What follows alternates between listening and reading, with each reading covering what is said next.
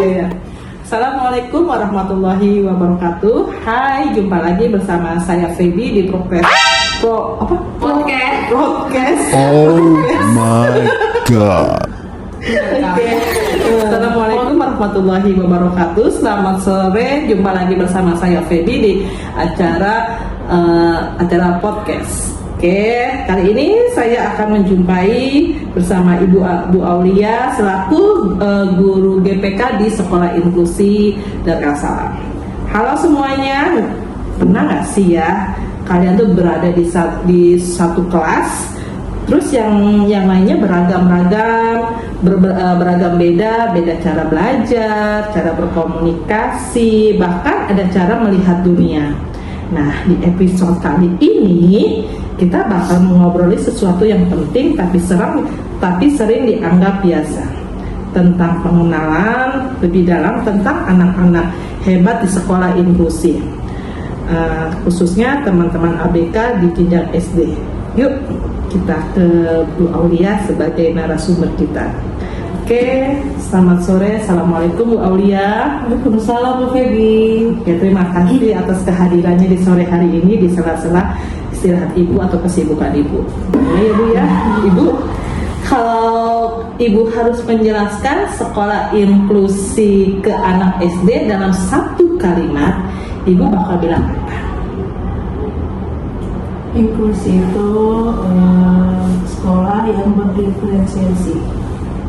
Jadi semua anak yang memiliki perbedaan bisa sekolah bersama dan bermain bersama dalam satu tempat.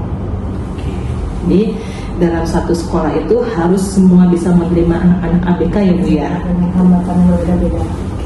Pertanyaan kedua nih Bu, apa momen paling berkesan pertama kali Ibu berinteraksi dengan anak ABK di sekolah?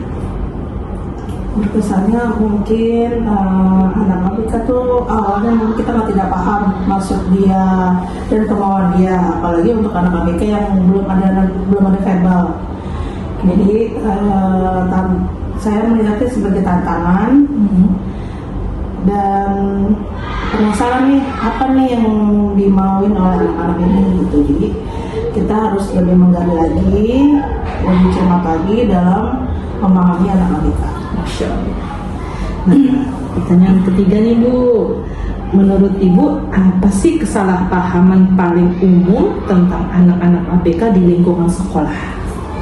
Mungkin yang membuat orang salah paham, anak ABK ini tidak mempunyai istilahnya keterampilan atau keunggulan, sedang padahal mereka itu unik.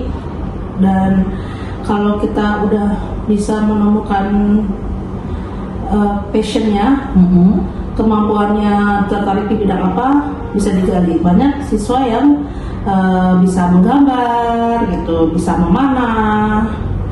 Dengan potensi itu, jadi mereka bisa berkembang dengan potensi yang dimiliki masing-masing. Jadi yang memiliki salah paham mungkin anak ABK, anak yang tidak pintar gitu, anak yang tidak memiliki kemampuan. Padahal ketika mereka menekuni satu bidang, mereka insya Allah akan menekuni dengan baik dan berhasil.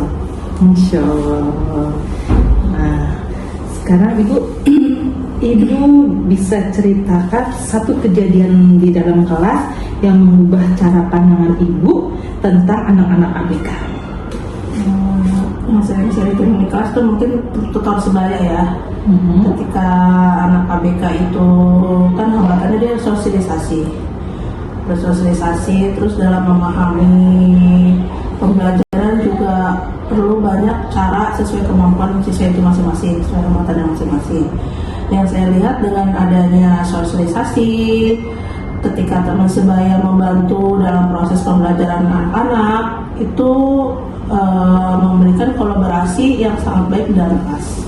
Jadi kolaborasi dengan guru, GPK dan teman sebaya sangat menambah sosialisasi anak-anak ABK itu menjadi lebih baik. Oke. Pertanyaan berikutnya,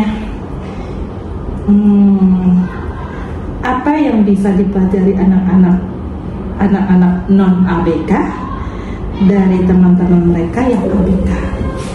Yang bisa dipelajari mungkin ketekunan anak ABK ABK ya, ketika anak ABK itu terutama anak SD menyukai suatu kegiatan atau pelajaran, dia akan menekuninya dengan baik, dan anak itu termasuk rigid.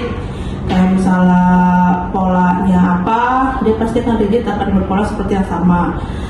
Dan saya lihat kepedulian anak non ABK kepada anak ABK itu jadi terjalin di dalam kelas ketika mereka mengajar sebaya, ketika mengajarin misalnya sholat berjamaah, ketika menutur sebaya anak wudhu, atau dalam pelajaran-pelajaran kelompok itu menambah kepedulian kesosialisasian anak non ABK ke ABK.